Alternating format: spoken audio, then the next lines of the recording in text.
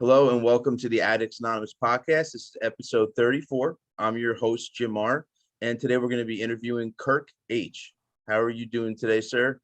I'm doing very well. Thank you, Jim. Doing well. So you're actually a published author of the book Doing Dishes. So let's start with your life first, because I know the book has a lot to do with your personal life. Tell me a little bit about when you were young, growing up, things like that. I grew up in a Catholic household. I have a great mother and father. They've stuck by me through everything. But they gave me and my sister a good life. We didn't really want for anything. We were both, I was very active in athletics all the way up through college. So I would say I had a really good system with my parents, very supportive people. I can't say enough about them. They've been my rock my whole life. And so you had a good home life is what it sounds like. How is it at school and stuff? How were school relationships and things like that? School was a little different. I was born, with a cleft palate. So sometimes my words will come out a little slurry, but that's just because of I still need some work done yet. But having that, I look different from every other kid. No kid looked like me, and I took a lot of crap for that, when I was young. Got into quite a few fights, and it really demoralized, my self-esteem, and how I looked at myself was not in a good way, So these were physical fights? Oh yeah. Quite a few, and that didn't stop it, even in high school, after I had numerous surgeries to, help fix the issue. Kids were just ruthless, and I got in a couple fights in high school that they were pretty legit.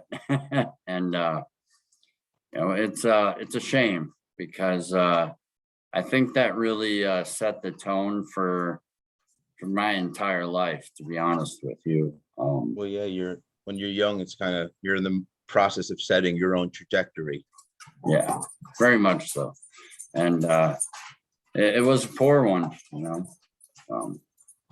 so, that being said, I didn't do well in school. I wasn't a good student. I didn't become a good student until college. And even in college, I struggled for the first 5 or 6 semesters. And it was pretty poor. I went through an issue when I was in grade school. I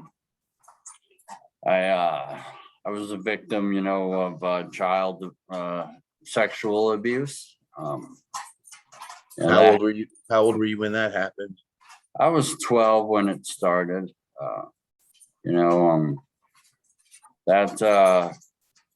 Who was it?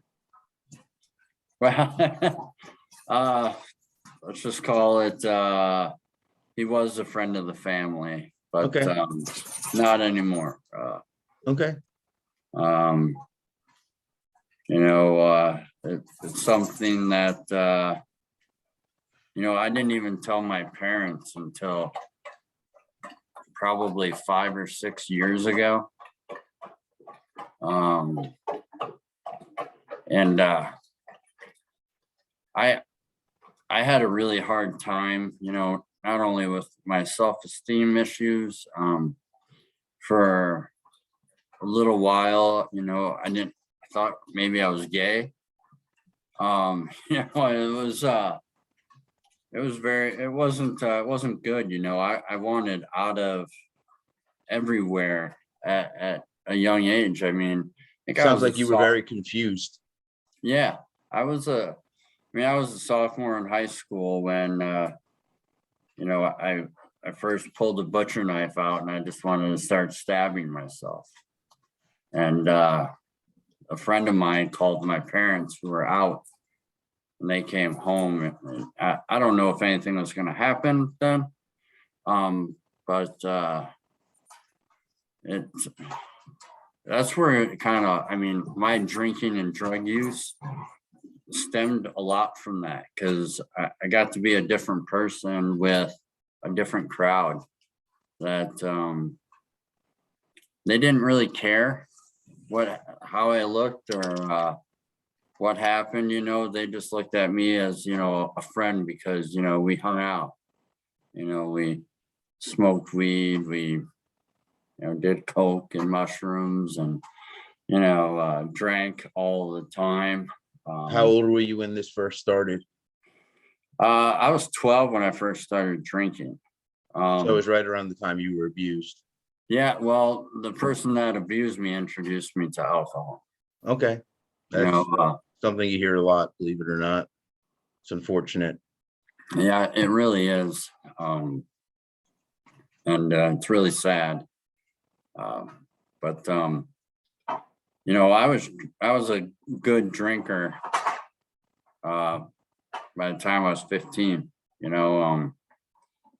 I had bought my own car and I didn't even have a driver's license and I could go down to the gas station and get beer, or I had a friend that was older that could get it for me, and it was crazy. And it was all about trying to, hide it from my parents, hide it from anybody that could see me because, I didn't want them to see what was inside. So it's the only thing that I think saved me was athletics. And I played baseball and I was a pitcher and I was angry, when I played. Like when a batter stepped up to the plate, I wanted to kill him by getting him out. It made me good at the game. But that was my only release that I ever had. If I didn't have that, I probably would have had a much shorter life. So it was that was your place to vent, Yeah, to let it out. yeah, it was my place of therapy, I guess. Okay. Call it. My dad, he taught me he was my teacher for athletics, and he learned from my grandfather, and baseball was a huge part of growing up on my dad's side of the family. I really enjoyed that part of my life because I was better than the other people. No one could say I looked funny because you're sitting on the bench. Yeah. Where at the time was the abuse a one-time thing, or were you going through the abuse while that's what I'm trying to see is if that was your place to vent because that was still going on. It was still going on. Okay. Believe it or not, it was one of my dad's best friends. And he was a coach with my dad. So I had to spend time with him away from the abuse part. That must have been hard for you. It was very difficult. It was difficult to concentrate sometimes, when, anytime he ever said anything to me, it was the middle finger back to him. Sorry about that. Oh no, you are free to speak. I never listened to anything he said. I purposely ruined a baseball game just because my dad was the head coach and he was gone, and this guy stepped in for him, and I just didn't want him to win. So, I gave up all the runs I could, just because I hated him, but I didn't know what to say. My dad spent a lot of time with him, drinking. My dad and I wouldn't say really my mom, but they drank.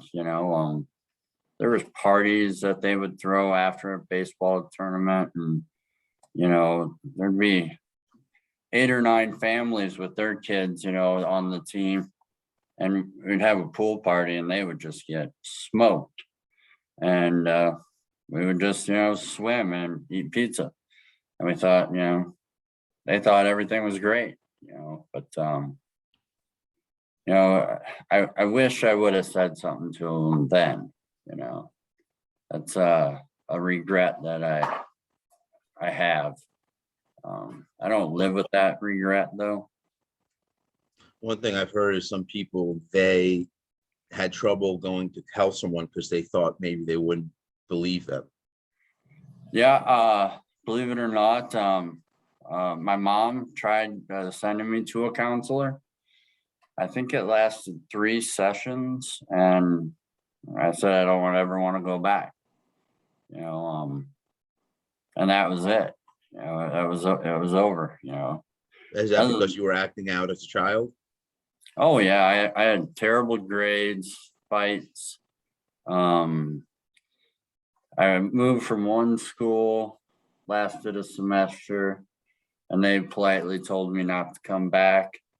So I went back to the other school, and it was my parents, they got a good they had a lot to do while I was a student in grade school and high school. My uncle had to pick me up from jail, because I was caught drinking in a hotel room. So I think they probably knew there was a problem, but at that time, it wasn't as prevalent because the internet wasn't there. Now we have, like you said, you have what, 1,100 followers or 1,400. They didn't have that back then. They didn't know that you could turn to the internet and it'd give you 50 different options on how to help somebody.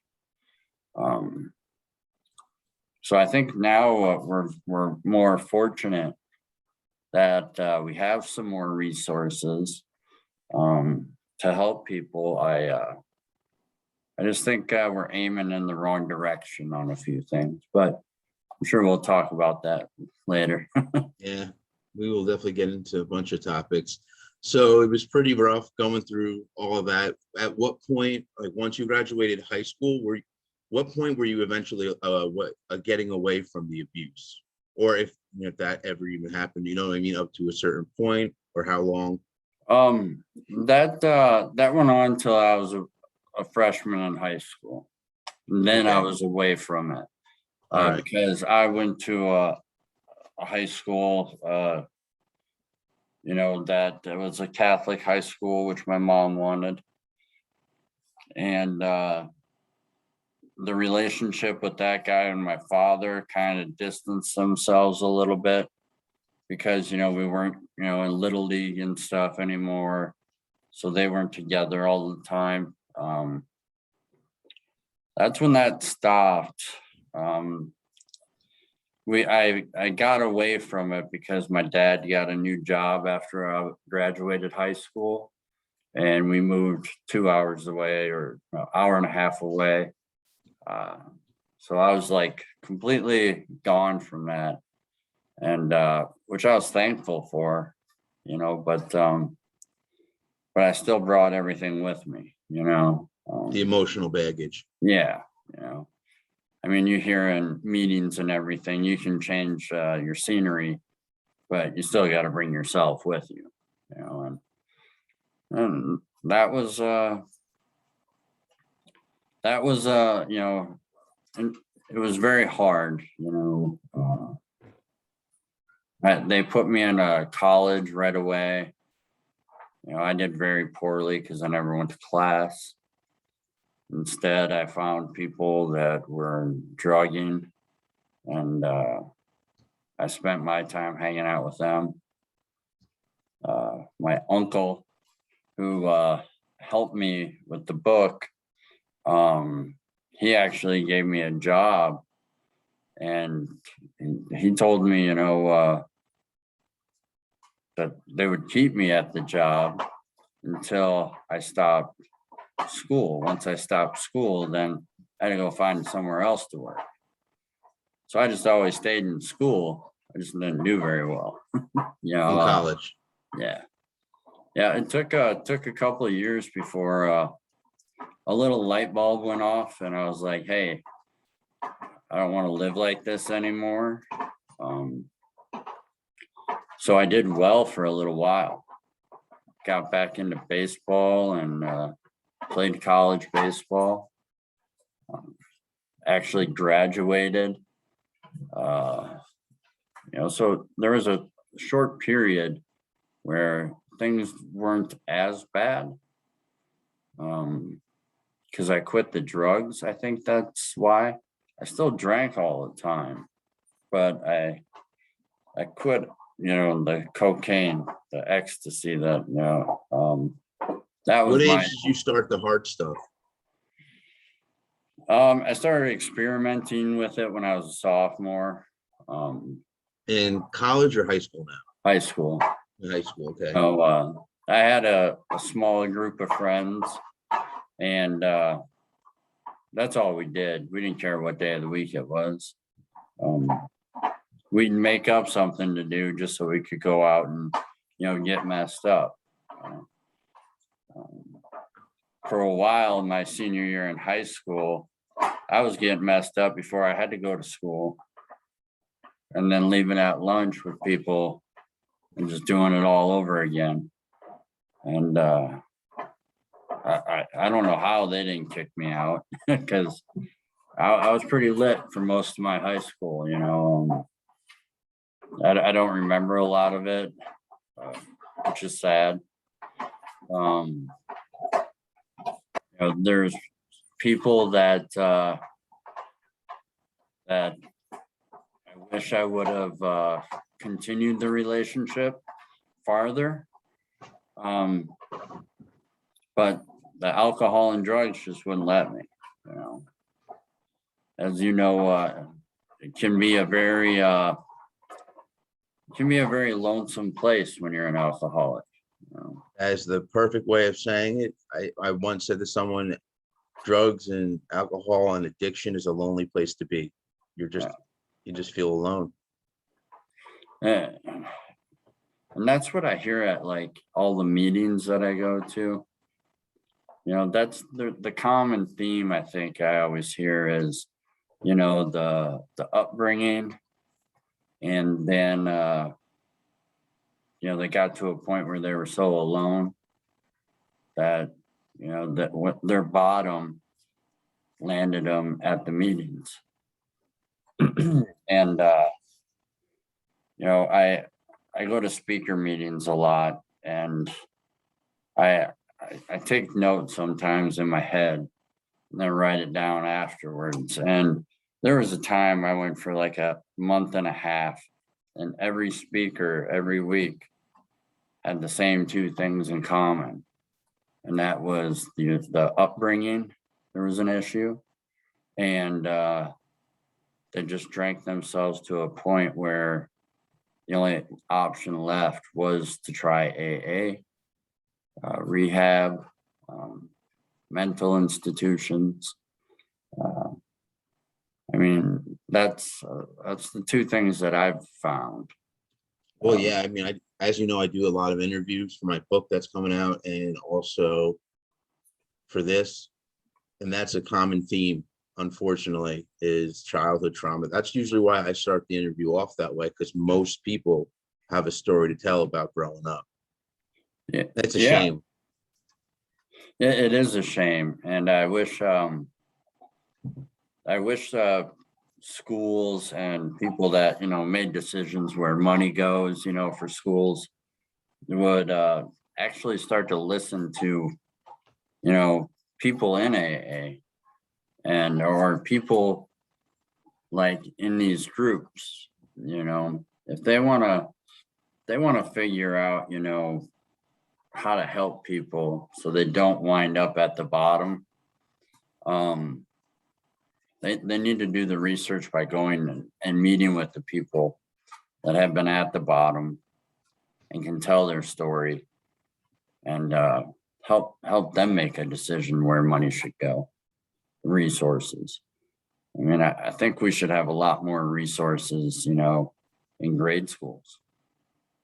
Yeah, I mean, they did, when I was growing up, they did that drug abuse resistance education, the DARE program. Yeah. But they really didn't do anything. I remember them coming in and just showing us what the drugs look like. They had like a big board for display, and they would show us what the different drugs look like. And all they did was tell us it was bad for you, but they gave you no education that was like, here, this is how you go about doing something. I don't know. And keep in mind, I'm not an expert in that field. It's not like I can figure out something to do, but I feel like they should have something more than that. Because I feel like that was a failure.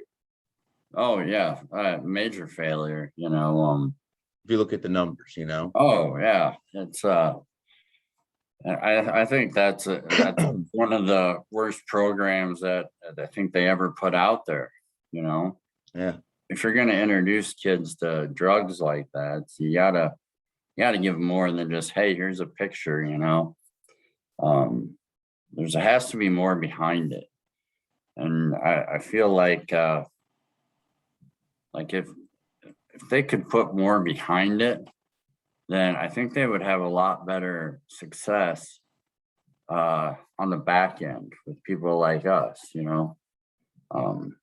to try and lower that number, It's not the drugs that are the problem, it's the way we go about treating the people that are on the drugs and the alcohol, Yeah, I mean, they usually first, depending on your age, turned into a legal or judicial thing versus a health aspect, that saying this person's sick. And I've heard arguments saying you're technically, if you agree with that, or a lot of people do, you're arresting people simply for the fact that they're sick because they're doing the things that lead or that are part of the disease, obviously going to get your drug, Yeah, I mean, you hit that right on the head. I mean, they are sick, and we don't help them, we incarcerate. Yeah, and that does nothing. If anything, it turns people into more of a criminal, because I've heard people say that it's like a college in there. Prison could be like for somebody that doesn't know much, you learn so much while you're in there and you come out maybe a different person and not for the better. So obviously that system is failing. Big time. That's another thing. You have all these ideas in your head and you try to figure out, how do I tell people these ideas if you think they're valid, and then where would that idea even go to? Because we're so hell bent on, you got a DUI, you got 2 DUIs, now you're going to jail for a while. Yeah. I've sat in jail. I mean, it's not bad. You get to watch TV, they feed you, you're talking with people like we're talking, I mean, the only thing you can't do is you can't drink or you can't do drugs. Well, maybe you can, I seen them, make moonshine out of the toilet, and get messed up on it. I had a friend that went away for 2 years and he actually didn't really do any drugs and he came out smoking weed, which isn't too bad, but it just goes to show you, like you said, I've heard you can get almost anything in there. Yeah. I mean, the one time I spent a little time in jail, I was in there with the guy that, he got arrested for moving, I think it was 600 and some odd pounds of cocaine or marijuana. And he knew he wasn't going anywhere. So he just didn't care. I don't know how he was getting stuff in, but they were smoking pot by using a pencil to light it off the electrical outlet. You can stick the lead in there and it'll actually create a spark. I didn't know any of that crap until I until I actually saw it in jail. Wow. And, Never heard that before. No, and I've always wanted to experiment at home and try it, but I'm afraid I'd burn the house down. Or get electrocuted. Yeah. So So it's what landed you in jail? DUIs. DUIs? Yep. How many Yep. before was it 2 or 3? 3, was that's when it really got rough, because then you're labeled a felon. I didn't know it was a felony. Yeah, well, I mean, in most states it's 3. I know in some states it's 2. And they now, they don't look at like I got my first 2 DUIs like 2001, 2002, right out of high school. And then I didn't get another one until 2015. But they went back to when I was, a freshman in college, and pulled those 2 DUIs and put them with that one in 2015. And now all of a sudden, they're charging you with a felony. And, for most people, that ruins their life. I mean, job wise, there's that question on there. Have you ever committed a felony? Yeah. Well, when I look at resumes, when I used to, and I was in management myself for 15 years. Once I saw that, I was like, no, I just didn't want to bring that, because I didn't think I had a problem. I thought, they had a problem. Yep. I say that all the time. We all think we're different. I do this, but I'm not one of those for whatever reason. We always have a reason of why we're not them. Right. We think no, there's just something different about us. It's like, now I realize what a joke that is. We gotta laugh about it now. Oh yeah. I mean, it's one hell of a thought process that you have when you're in it. Yeah. You think, and then you think the people that aren't drinking or drugging, you think something's wrong with them. Why aren't you slamming down an 18-pack after work and, waking up and having a couple shots, get yourself right, and then go to work? Why aren't you doing that? You don't like to have fun? And you realize now that wasn't fun. That was torture. That was A painful. lot of it comes from pain. A lot of that comes from the pain we experience. Yeah, I mean, I don't know how many times, I tried reaching out to, like, my aunts and uncles, a couple of them, and I would be so drunk that they would be, I don't want to listen to this guy, and I don't blame them, but, you get to that point where, nobody wants to listen to you because you're drunk or or you're high all the time. And then who do you have to turn to? You got nobody. And if you got nobody, then what the hell's the point of being here? The relationships are one of the other things that I hit on in my book. When you have no relationships with people, or the relationship you have with them is one of anger and hate, that you just don't want to be around. And as an alcoholic, you isolate yourself to that point. I mean, you put yourself there, and then you don't want to be there. And was that your primary poison of choice, alcohol? Yeah, I was definitely an alcoholic. Yeah. I really stopped doing the drugs hard when I was probably 25, 26. And that was because of the DUIs. And then I got myself straight for college and baseball. But then once that was gone and those relationships were gone, then it was back to, I got hired right out of college to run a service department. And I didn't know how to manage people. What do you mean service department? What was it? My dad has always been in like the tractor trailer industry, transportation.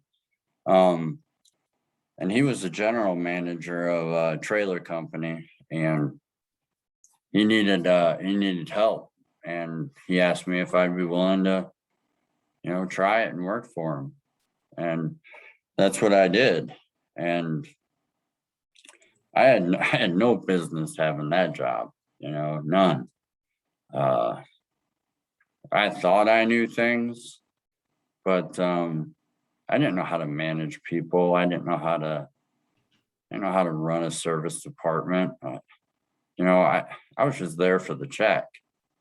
Did I learn a lot, as I went? Yeah, I did.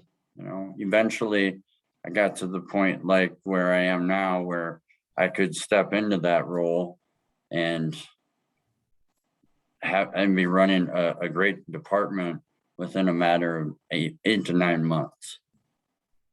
But after the 8 to 9 months, I would do something to torpedo that job. Just recently, in 2019, I was doing great at this job up here in Vermont, and I just got drunk. And then I couldn't stop drinking, and they were tired of me calling in sick. And then I went in there and I told the boss, F you, or I don't even know what I all told him, but he gave me my papers, and said, see you later. And that's what led me to, the suicide attempt and going to the hospital and, rehab, that whole event. But prior to that, I was running from state to state because I could get a job running a shop, but I'd only have it for a little while. Never last a year. So after that and all the stress, there was a suicide attempt. Tell us a little bit more about that. Yeah, it was February, the beginning of February in 2019. I had lost the job. The girlfriend at the time, we weren't right anyway, but she decided, she had moved to Vermont with me from Illinois. And she's like, I'm getting away from this guy, he's crazy. And she left, and then I was just, I didn't stop drinking, and then I got into the hard stuff, and really, really hard. I used to, I always thought I was cool because I'd keep my, tequila in the freezer, just have like 5 or 6 shots a night, and that was good, but I have that with an 18 pack too. So when you say the hard stuff, you mean liquor or was it drugs? Liquor mainly. I was trying the dabs, that come in the vape. Okay. That was a big thing here in Vermont. And the landlord where I lived, they were wanting their money because I hadn't paid them. So I sat down one night and I said, well, this is it. I'm done, out of here. And I went into the bathroom and I tried to saw my hand off. I don't know how, but I wound up at the hospital. I think it was my neighbor had a lot to do with that. But yeah, I mean, they had to repair tendons in there. How far, like once you attempted that, like, if you don't mind me asking, get a little, I don't know if it's too gruesome, but how far did you get in on your, was it a surface cut or did you really? No, I took you the went knife deep. and I went straight down. Okay, took the knife, went straight down. Okay. And then once I was in, I just started sawing. And blood was going everywhere in the bathtub. And you know what? I remember it, that part. It was just the bathtub was filling with blood, and I passed out. Who found you? My neighbor had called the police because they thought there was something on fire in my apartment. I don't know if they heard me scream, because I know when I went straight down, I know I screamed. But nobody's really told me what happened, which is fine. So I was sitting in Vermont, a state that I'd only been in for 8 months, 9 months, and sitting in a psych ward. And, I called my parents and, they drove from Illinois all the way straight up to Vermont to see me. And they told me the best thing for me was to stay there. I wanted to leave. And they're like, I don't think so. And that's when we had a big meeting with the doctor. And that's when he kind of hit me with that cup thing. And, I don't know how or what happened, but my parents, they cleaned out my apartment, took everything back to Illinois, left me with a garbage bag of clothes. And the cup thing, if I'm not, the cup things, the doctor gave you some advice. Yeah, I was meeting with the doctor and my parents to discuss, what's going to be the plan here. And I was like, I don't have a plan. In my mind, I was like, as soon as I get out of here, I'm going to figure out something different. I'm going to be dead.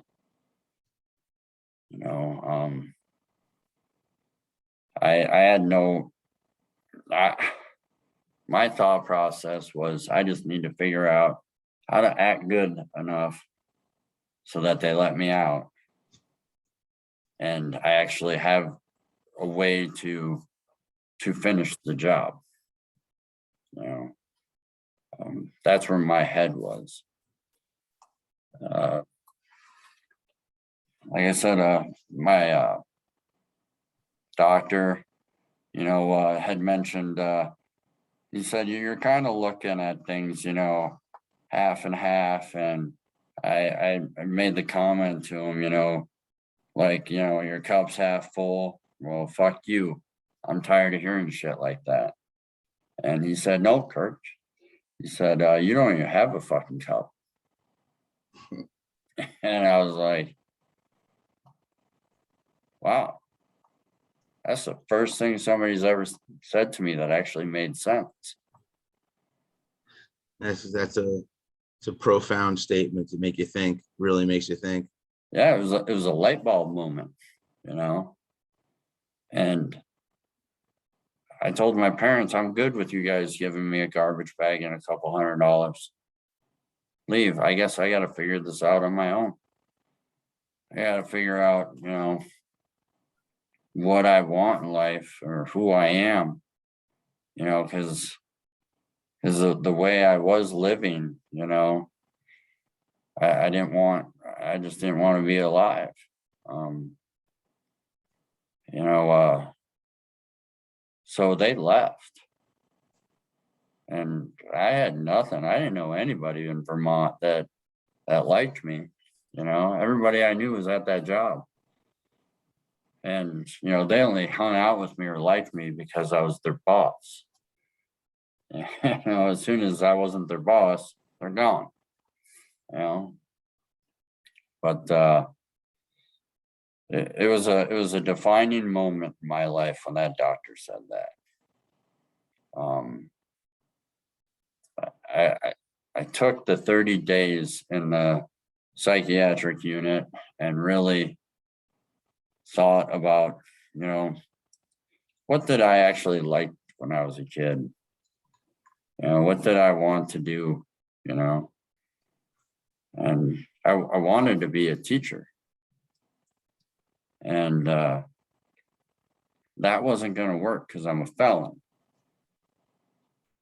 So I didn't know what I wanted to do. I had a degree in psychology, social psych, and I didn't know what I wanted to do with it. I knew I wanted to, you know, really think on what can I do with that degree. And it just so happened, you know, I looked at those letters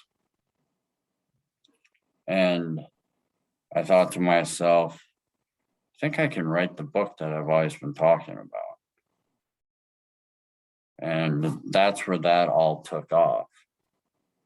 You know, I started documenting, you know, my days in that unit. And then So you were in the ward while you came to this conclusion that you could use this stuff for your book? Or yeah, how'd I mean, that was, you know, what I thought about, you know, and, okay. you know, I don't, maybe you can relate to this, you know, when you're an alcoholic or a drug addict, you think you have the greatest ideas in the world. Yes, I can And absolutely relate to that. they're just a pipe dream, you know. You know, so, you know, I thought about, you know, I think I have this, you know, but I didn't really know until I started going to AA when I was placed in the sober house. Then I knew I had something. And then that's when I started researching, you know, do people write books the way I wrote this one? And I couldn't find one that's like it. And then you know, my world took off, you know, when that doctor said something to me. And then I started following it, you know. I started looking at, what do I want to do? And I had no idea. You said that you found nothing like yours. What was the format of yours? Well, I can tell you that, you know, the first 30 pages of it grab you, you know, that's what I've been told. I document what I remember. I opened the book up with when I was sitting on the couch and I decided I was going to use a butcher knife to kill myself. And I took the reader through, you know, what was going on inside me at that time. You know, what I had seemingly thought I lost everything. And then the cutting, you know, because I remember the cutting. I just don't remember what happened afterwards. You know, but I remember how bad it hurt every time I would slice through. You know, it stung like a pain I've never felt before. And, you know, that's how I opened that book. You know, that was chapter 1. And chapter 2 was when I woke up in the hospital. and that first 10 hours in the hospital. And after that chapter, then the next phase of the book is letter number 1 to my son Eldon. And that's when I started writing to him and telling him, I'm going to write you these letters about my life. And I hope you read them like, when you're 15, 16, and realize you don't want to go down the road that your dad did. But I want you to know that, wanted him to know that his father went through a lot of shit. And that's the reason that I was like that, or like that, like this. I wanted him to know that, when bad things happen, the best thing to do is to reach out. You're not weak because you reach out, you're strong. And I wanted him to know me, my heart. And so I started writing him a letter every day. And those letters go in parallel with my stay at the hospital, rehab, and my time at the sober house. So it goes a chapter, then a letter, a chapter, then another letter. And they parallel each other all the way through until the end, where I tell them I'm a year sober. I never made it 30 days unless, it was court ordered. I'm looking at life through a completely different lens. So you attribute the writing letters to keeping you clean? You think that just writing these letters kept your conscience kind of clean and helped you stay sober? Is that what you're thinking? Well, yeah, I think it was, how people, they go to therapy. Like I have a therapist that I see right now. I've been seeing her for almost 3 years. You never give them all that raw emotion. You tell them stuff, but you never tell them, how bad it really hurts inside, or, how something's really bothering you. You hint on it, but you never really get into it. And when I was writing the letters, like I got into all that emotion, the sexual abuse, the being different, with my nose, and the pain that you go through. And, I wanted him to know, it's okay to be different. Don't do the things I did, and struggle with it. Talk to your teachers, talk to your mom, talk to your grandparents. Don't be afraid to tell people what's going on inside you, because that is real strength. The weakness is when you hide from it and you create an excuse. And that, I wanted him to know those real feelings and actually have a realistic outlook on how to go through life, not the cookie cutter one that, you're taught in school. In school, they don't ever teach you about real life situations. No, they don't. I mean, even with that DARE program, it really wasn't anything special that would actually impact you enough later in life, No, I mean, I never thought about DARE once when I was in the psych unit, or, at the sober house. DARE wasn't there. It was a whole lot of different education that was there. it was the real stuff, finding out, who you are inside, and then being okay with that. But, having a vision of something different, something that that you can be proud of. You don't have to save the world or anything like that, but do something with your life that your conscience is clear, and you feel you've made a difference in somebody else's life. That's how I talk to my son in those letters. I talked to him with, I think, the things that I wanted to hear when I was his age is those type of things. Not American history or math problems. The real things, because I mean, if you ain't right inside, you're never going to be right outside. Yeah, people don't realize, a lot of people, I mean, especially addicts, we need to look deep inside and, like you said, keep a clear conscience, no resentments, things like that. Identify our fears. Yeah, I mean, I'm not going to say it's easy, because it's not.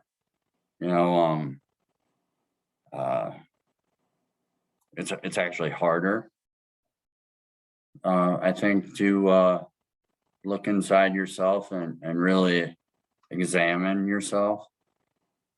It's harder to do than to just ignore it and go through everyday life. It might be harder, but at the end, I think you have a better understanding of how you want to live your life, and how you want to impact not just yourself but other people in a positive way. I've been applying for this job at the hospital for 2 years. The last 2 years of my life, I have been applying there, and I just now got the job. What was the reason leading up to it? Was it the felony holding you back? No, they just never thought I had no experience in the field. I realized, what I wanted to do with my life was to try to help other people. And where I got the help that I needed was in the hospital on a psychiatric unit, and, not only the doctor helping me the way he did, the people that were inside that unit, they cared about you. And so there's a job, the mental health technician. You just help the people that are in there. And I was applying for it, and I would always get told, you need some experience. That's why you're not getting hired. And I was like, well, I'm not going to become a nurse or anything, not with my background in felony. That ain't gonna fly. So I went to a recovery coach academy, and I got certified to be a recovery coach here in the state of Vermont. And I use that along with my experience in life. And I wrote the recruiter a huge letter saying, look, I've been on this job for 2 years. I've done these things to try to make it more appealing for you to hire me. Just give me a chance to interview. And I finally got the interview on Thanksgiving. And I just now got the official word that I'm officially hired today. Oh, you did? Yeah. I mean, it was, they told me last week, they said, you're hired. And then last night they call me and say, well, your background check came through a little late, and there's a lot on there. DUIs, felony, DUI. And I talked to him just like I'm talking to you right now, and told him, look, I went through a lot of stuff as a kid, a lot of trauma, lot of pain. And that I think is worth more to helping somebody than whether or not my degree I can put on the wall and have no experience. You Yeah, know? firsthand experience dealing with stuff like that could kind of be priceless. Yeah. And they told me, they're like, well, we'll call you tomorrow after we make a decision. And sorry about that. No, yeah, But drink away. they called me and told me that we're gonna move forward based on the conversation that we had, because of how open and honest you were with my future boss. She said she'd never heard anything like that, and that's why they decided to move forward. And it's not a high paying job, it's 16, 17 bucks an hour. I was making twice that doing what I normally do in life, or what I used to do, Yeah. And I had the money, but I didn't have any happiness. And it's totally different now. Now I have the happiness, and I'm just going to go to work and help people, and I can afford to, because sobriety has given me now this job. But more importantly, I met a wonderful woman a couple of years back and a couple of years ago, and we're going to be getting married in May. Congratulations. Thank you. And this is my first real relationship where she talks to me about paying the bills, and what do you want to do? Because she's divorced, she has 2 kids. What do you want to do with the kids this week? Well, I want to do as much as I can with them. I hang out with them like all the time, and they ask sometimes why I have to leave to go to meetings, and I tell them the truth. I did a lot of wrong things when I was young, and it led me to a very painful place. And I go to those meetings so that I can be here and give you everything that I have inside. So you find going to the meetings are beneficial. So what do you go to? You go to AA? I go to AA. I go to it's a brown bag meeting. It's every day. It's at noon. It's a different format every day. I don't go every day anymore. I go probably 3 times a week, sometimes 4. But when I first got to that sober house, I went every single day, for 365 days in a row, every day. And sometimes I'd go to a meeting at night too. I just surrounded myself with people that have been in my shoes and could help me get through what I was going through.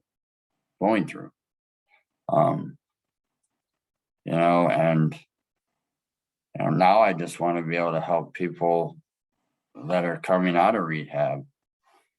And it's great at AA, but I want to be on the ground floor, so I can be there for somebody that's going through the same things I went through.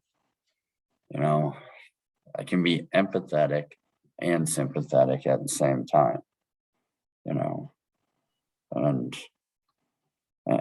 I think it's going to be a pretty powerful thing for me, And when I say powerful, I mean like a great feeling inside.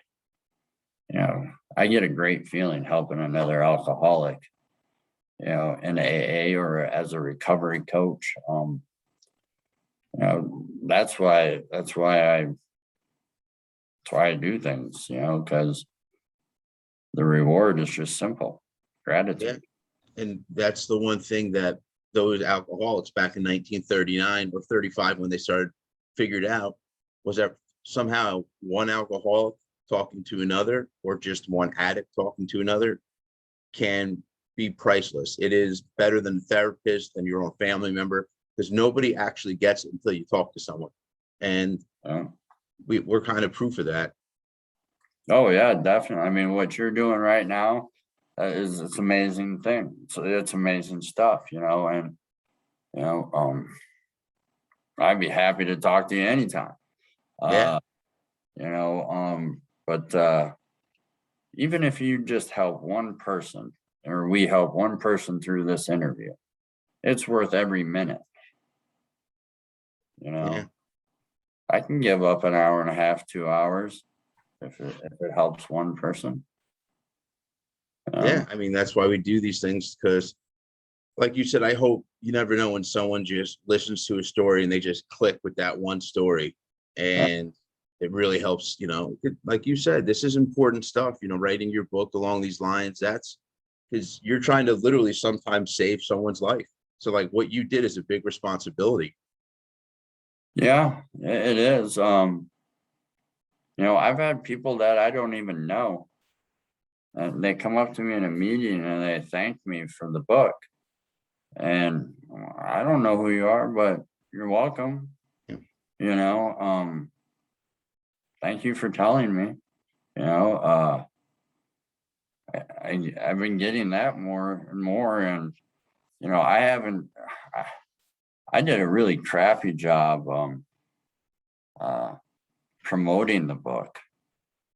My publisher kind of went in a different angle than I wanted to go, but you know, they gave me the freedom to kind of try to do what I want to do because I thought my book would be more valuable to people like rehab centers, Yeah.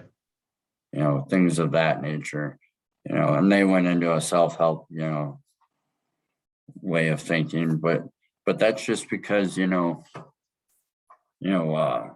people still don't get it, how big of a problem this actually is, you No, know, I don't think they realize the scope of it. and they're, you know, I don't want to say, you know, that they're bad or anything like that, because they're not, you know, they're trying to do what they think, what they have the knowledge of. And that knowledge is generally, it isn't based on anything that has actually happened in their life. It's based on a program that they think will be good. You know, they have Yeah. no real proof of it. You know, so it's tough. It's tough to I've had 3 people that I knew in that hospital, um, that are dead, suicide. You know, I know people from past rehabs that are dead. You know, and it's scary. You know, I'm just one person, and I know 7 people that have died. Wow. You know, and what are we doing to try to help that? I A don't. lot of I don't things know. need to change. Yeah, and where do you start? Now. Yeah. Yeah. I mean, that's right there. That's the question. That is Yeah. the question. Because like we said, you know, it should be looked at as a health issue and getting people better. I don't know if you want to call it a medical issue or not, or however you want to phrase it, but right now it's a criminal thing. And Yeah. like one thing that I actually heard that at first I didn't agree with, but now I'm kind of leaning more towards it is, did you know that I think it's Oregon, they decriminalized all drugs, Yeah. just like Yeah. Portugal. Portugal started it maybe 10 years ago, but they decriminalized it all. So if you have it just for personal use, you don't get arrested. Obviously, if you are selling it and have a lot of it for bulk, reasons, Yeah. then you get arrested. But other than that, you just get a fine, and it's nothing Yeah. crazy. But their rates have not gone up. They don't have more addicts now. They don't have more deaths now. They don't have more disease like, HIV, AIDS, hepatitis C. So it's actually kind of working. Well, and then the neat thing about that, and I love that you brought that up. It's amazing. They took all that money that they were spending Yep. and put it into programs to help people like us get back on our feet, find our way in life, and make something of their life. And just think of the thousands and millions of dollars that they're putting into that. Oh yeah, the quote unquote war against drugs. Yeah. It's expensive. Yeah, it is expensive, and if, I mean, if we would follow that model, I think you'd see a lot less, Yeah. the Portugal model. But, most people don't know about that because they're not. I didn't even know about it till I think a month ago, maybe 2 months. I had heard it on a TED Talk. And then I actually looked it up, to see what it was all about. And I was like, wow, they put money into housing, giving people, an apartment and helping them, teaching them how to pay bills, how to budget your money. I didn't know how to do that. I had money in my pocket. I threw it, to what I wanted, and then I was always broke. Wondered why. Yep. Giving them education, to learn a trade or a job, it's amazing because they have unlimited resources now to help rehabilitate people instead of locking them up. And it's working.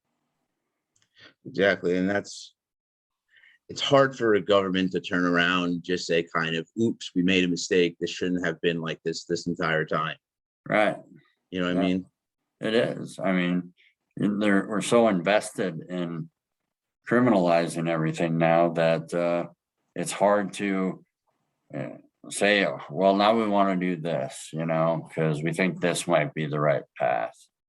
And do they even really know? I mean, it's a difficult spot, but it's one, that I hope they figure out someday.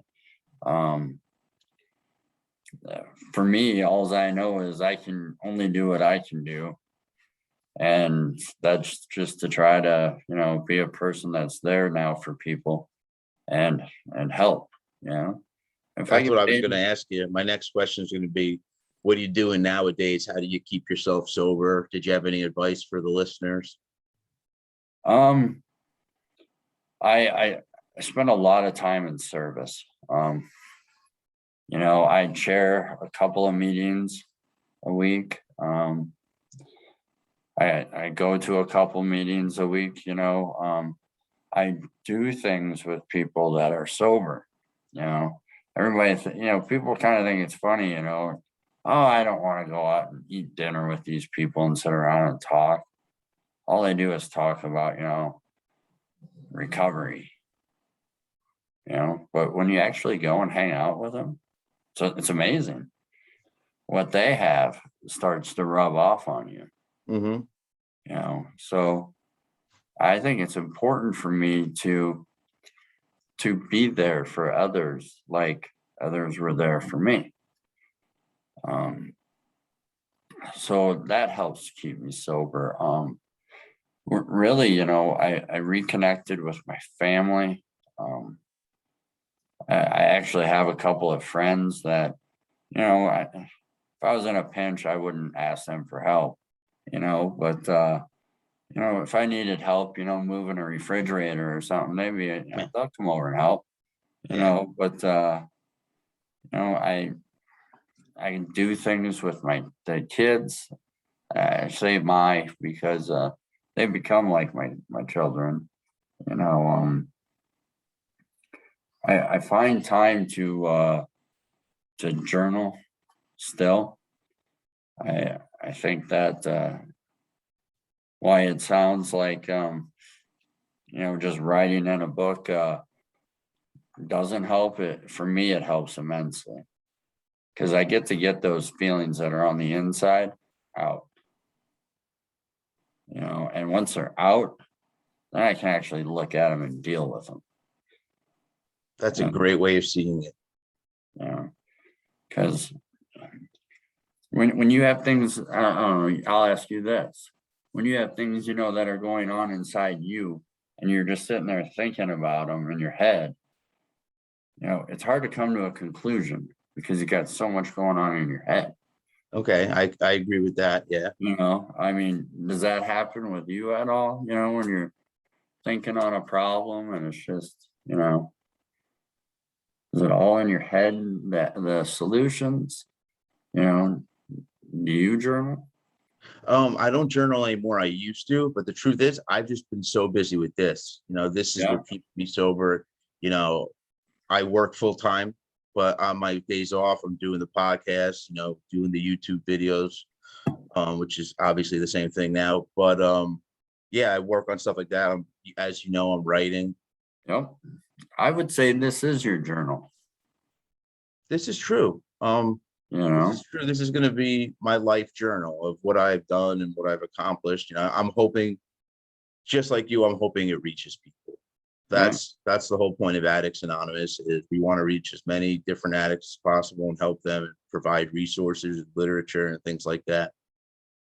Yeah, I mean, maybe we just have to look at as alcoholics and addicts, just to stay sober, find what you can do in life that that you give to others and it helps you stay sober. Yeah, I don't know if I've quoted this before on the show, but the Dalai Lama says it best. He goes, some people are selfish, but if you're going to be selfish, do something that helps other people that makes you feel good at the same time. And the way he compares it is, I don't know if I live in New York or in New Jersey, and I worked in New York. So I saw a lot of homeless people. And every now and then, as I passed, most of the time I would actually give them $1 or whatever change I had in my pocket. But then there were times where I didn't do it. And I look back, like when I'm getting the bus, and go, oh, I should have gave that guy $1. Yeah. And the thing is, because it would have made me feel better. Right. But now that I'm being selfish to make myself feel better, I'm also helping someone else. And the Dalai Lama calls that wise selfish. So this is my high. This is what gets me going, talking to people like you. Like I said, writing, trying to release stuff, as far as our step guides and things like that, worksheets. Yeah, it's really good what you're doing. And, I thank you for having me speak with you on here. I'd love to collaborate on a few things. If in the future,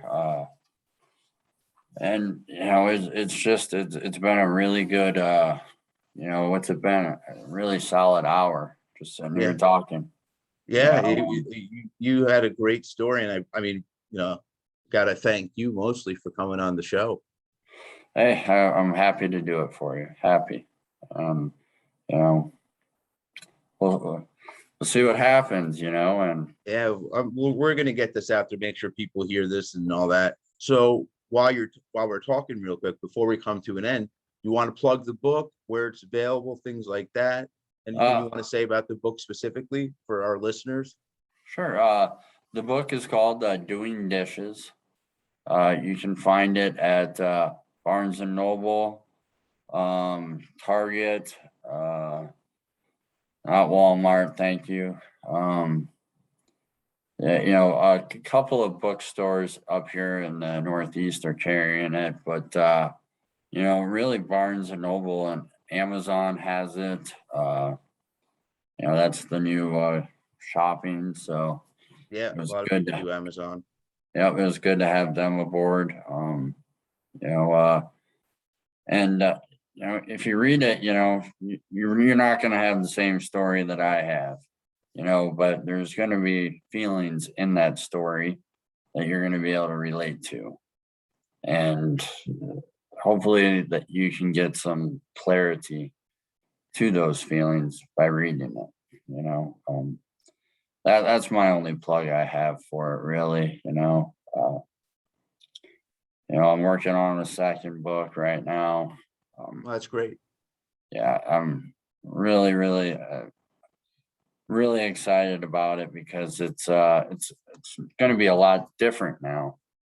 Because now it's how do you maintain what you have? That's true. Once you get sobriety, how do you keep it going? That's why I was asking before what you do, but it seems like you said a lot of service work and giving back. A lot of service work, and I do a lot of writing. And when I can't write, I walk the dogs, and I'll walk them for hours and just talk to my phone and record it. And does this make sense? Nope. Move on. But I find that very therapeutic.